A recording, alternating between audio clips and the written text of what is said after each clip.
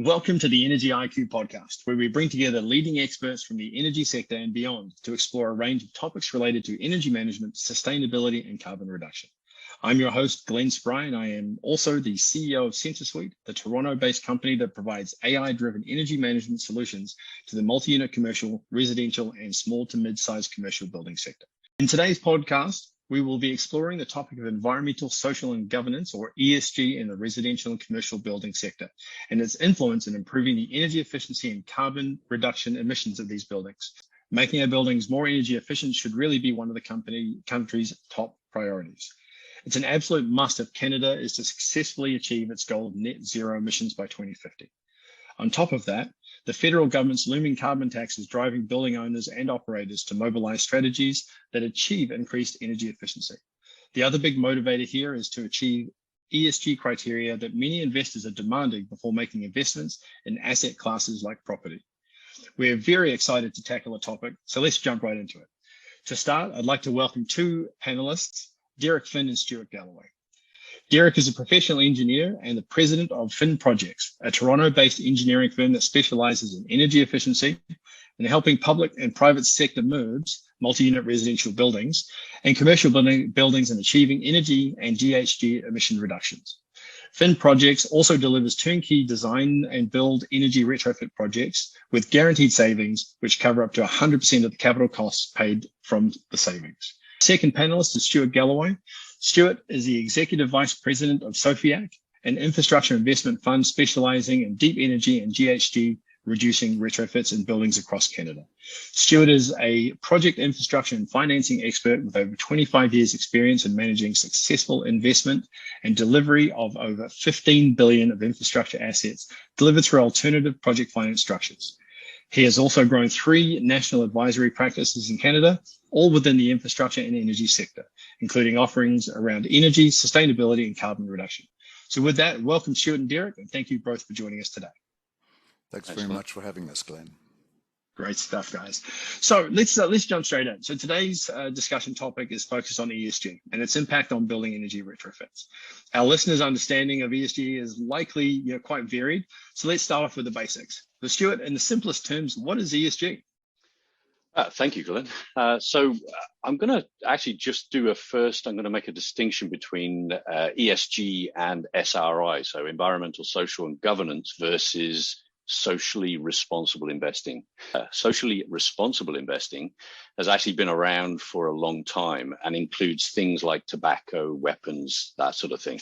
And people do get the two mixed up. So in its simplest form, though, ESG is more recent and is an established set of standards that socially conscious investors measure to screen good investments that make an active effort to either limit their negative societal impact or deliver benefits to society, or preferably both. So more succinctly put, I guess it's helping to make the world a better place. Yeah, I love it. How does that apply to the property sector in general? I mean, the potential for building retrofit opportunities, how do we apply ESG to that area of the building space? Yeah, and that's interesting because so a recent Ernst & Young report said that investors in their 20s and 30s, so the new generations as they're starting to come through, are almost twice as likely to put their money into companies or funds or properties that target positive environmental or social outcomes. So ESG is very investment focused, and it's designed to make both the environmental and the social impact at the same time. So it's not exclusory. So if you are, for example, a REIT with a diverse property asset portfolio, there is a strong pull to ensure that your portfolio is meeting those ESG goals. It will keep you competitive. It will keep your buildings filled. And also it's doing a good thing for society.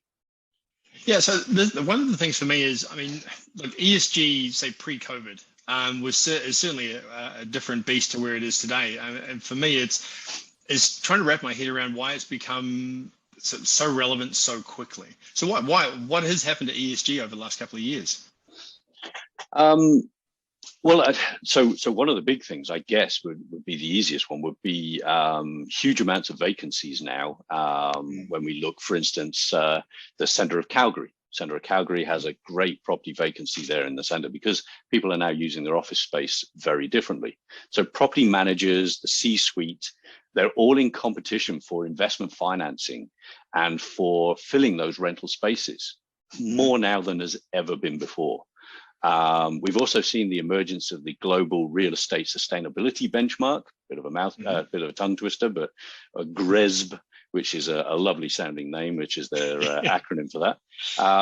But as it's more commonly known, and that's the global standard, if you could sort of have one, because there's various different ways of measuring it, but that's the global standard for ESG benchmarking and reporting for listed property companies, private property funds and developers. These companies are now also being evaluated against their ESG criteria. And that's becoming a big motivator for them to ensure that they are scoring well when compared to their competition. That's interesting. I guess the rapid rise of ESG is forcing a lot of companies now to really recognise that they have a requirement around ESG, building benchmarking, making sure that they're reporting on the achieving their goals. One of the interesting things around this, and I'll probably turn to Derrick here, is sort of having a bit better understanding or grounding now in ESG. The big question for me is that how do property owners, property managers, how do they identify a project and how do they get started down this path from a project point of view? Yeah, so we find that the best place to start here is to look at the age of the buildings. Generally, the older buildings are less efficient, but on top of that, they also require a lot of capital investment, and there are funds allocated for that. So that's a really good place to start with that. And then, moving on to selecting what kind of measures, because as you mentioned earlier, the drive for greenhouse gas reduction and decarbonization means that really every building has to be retrofit. It's not just here and there. So we want to look at buildings where we can have building renewal, but we can also look at doing this on a portfolio basis and starting small with maybe testing out in one or two buildings or in types of buildings, and then as quickly as possible rolling across the portfolio.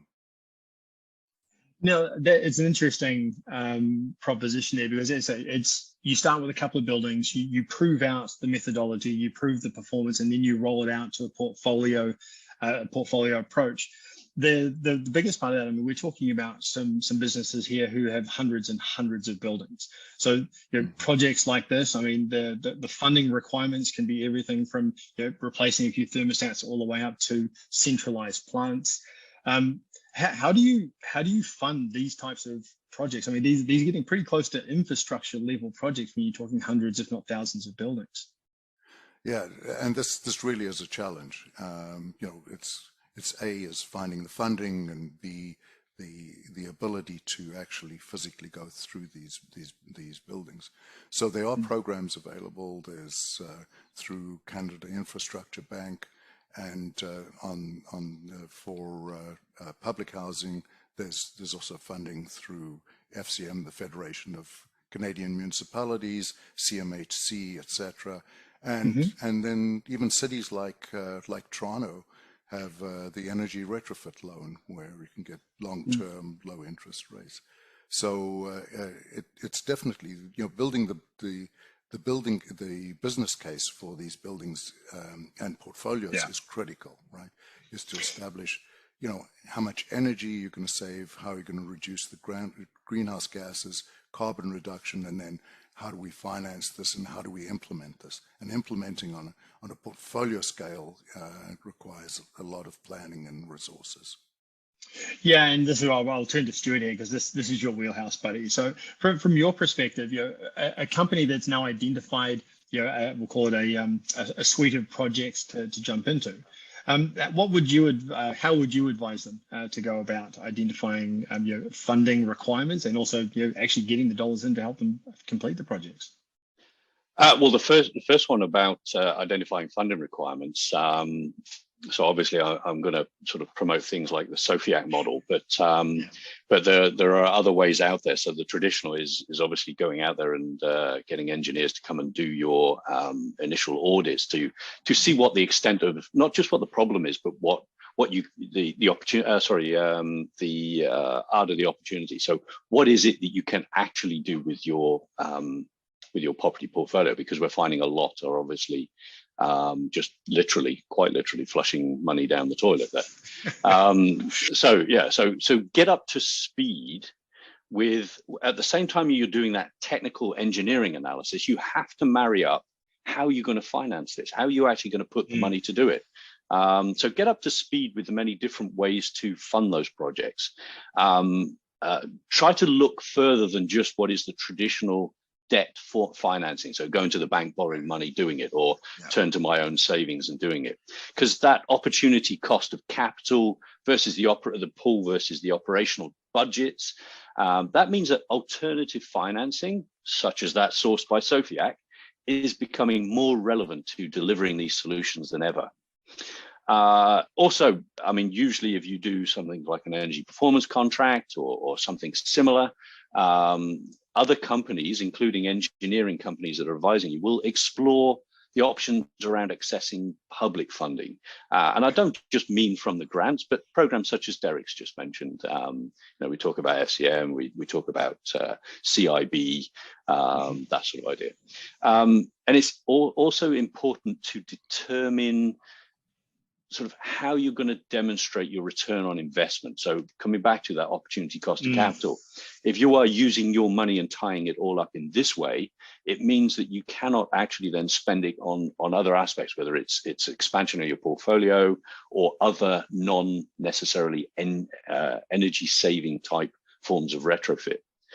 The thing is, though, most of the projects out there, when you are looking at exploring alternative financing, will rely, people very much concentrate on decarbonization, and decarbonization is a fantastic goal and we need to get there, but the energy savings helps finance that. We only have a finite amount of dollars to go around. If you can finance money for free from energy savings, why would you not? So the last one, get stakeholder buy-in. And that's all the way through. So you need your C-suite in there from the start. They need to ensure that people are holding the purse strings, are fully brought up to the project, and they understand what's involved and what are the benefits that it will actually deliver to the business. Yeah, no, like it's a commercial reality. As much as the goal of reducing carbon emissions certainly should be front of mind for most businesses out there today. There is a commercial reality that these projects do have to have a return on the investment for basically for reducing that carbon. And I think that's a nice segue now into so understanding a bit more about ESG, understanding some of the nuances around getting funding for projects. We've identified a project, we've got funding for it. How do you implement now a project to make sure that you're actually delivering on those promises? And I think this is talking about wheelhouses. Derrick, I'm going to throw you straight underneath this bus. How do you make a project successful, buddy? Yeah, so we've been very fortunate to participate in a lot of very successful energy performance or energy retrofits where we've achieved the targets or exceeded the targets. And really they start with the basics, and the basic is to do an energy audit of the building, detailed energy audit, which acts as a roadmap and shows what assets are properly functioning, what assets need to be replaced, or what opportunities there are. And then, together with the team, and the team is critical, that you need an energy champion to lead this from each of the groups, and then make sure that you've got a diverse set of stakeholders, so that you manage the inputs and outputs as you go through the project. And then, the final thing is really to have a very specific set of goals and make sure that they're measurable, so that you can measure greenhouse gases, you can measure the energy savings, and report back on the and reporting is critical. Reporting back on a quarterly, annual basis to the stakeholders. Yeah, it's actually I'm going to pull that thread for a second and go back to Stuart on this one, because once we have this project in play, and to your point, Derrick, we're now providing a good stream of we'll call it validation information back to the key stakeholders. Stuart, how do we make sure that information gets back into the machine and then is able to be used to identify the next project or the next sort of iteration of these types of projects?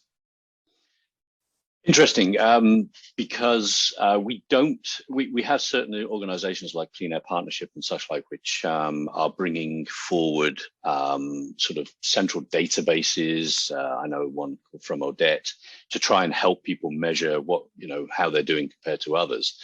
But often we don't internally value that as property owners. Right. So what I would say is probably the best way to do that is we are finding organizations such as SensorSuite, where we actually have sort of central databases which is accessible, so people can see the monitoring and continual monitoring of the performance of their buildings compared to what they were. And if you use a project format such as an energy performance type measured contract, and they're sort of splitting off into different guises now, then if you actually use that, then you will have things like the initial benchmarking of your property. And that is always important. We don't usually do that so much when we do the do-it-yourself model. But when we have that benchmarking, then you are able to see what good looks like.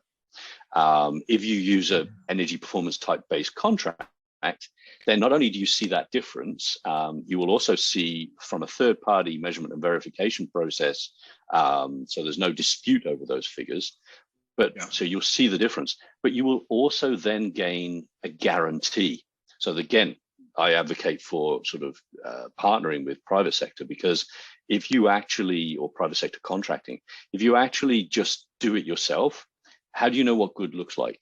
And if they have committed, if a private sector organization has committed, why would they not put their name to it? This is why I would say sort of ESCOs of the world, energy service companies, because they provide a guarantee to the performance.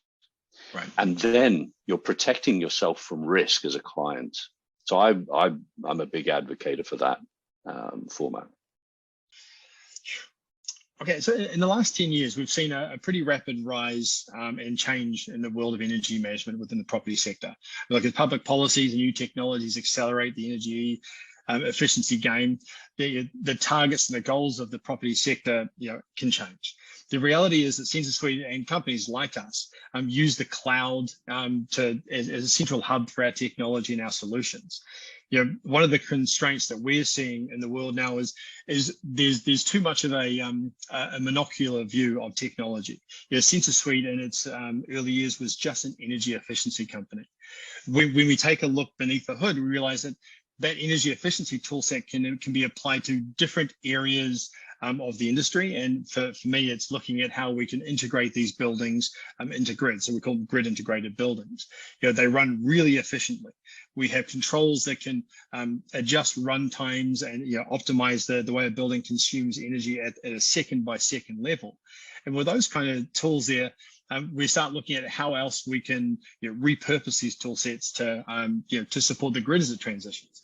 Like one of the big constraints we're seeing out there in the demand response space is the emergent role of new technologies like ours to unlock flexibility to support grids as they evolve. I'm a big believer that behavioral demand response has its place, but we're moving into a more technical world at the moment now. This is about power electronics running a building and making it more efficient, but integrating those into the grids to support them.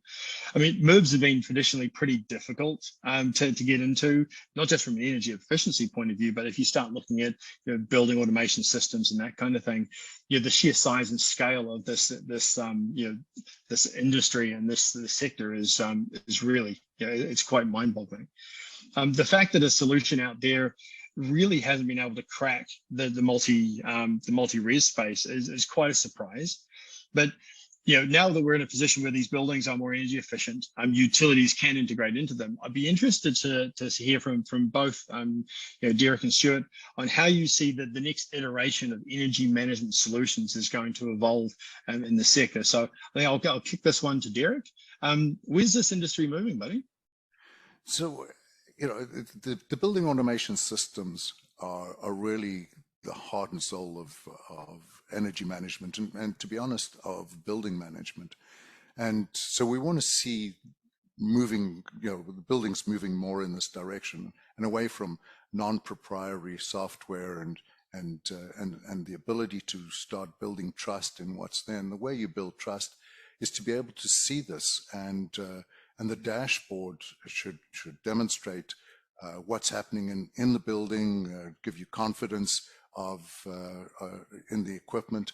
And in addition to that, we also add real-time metering. So not only can we see what's happening in any particular piece of equipment, but we can see how much energy is being used on a minute-by-minute or hourly or daily basis, and be able to react in real time to any issues.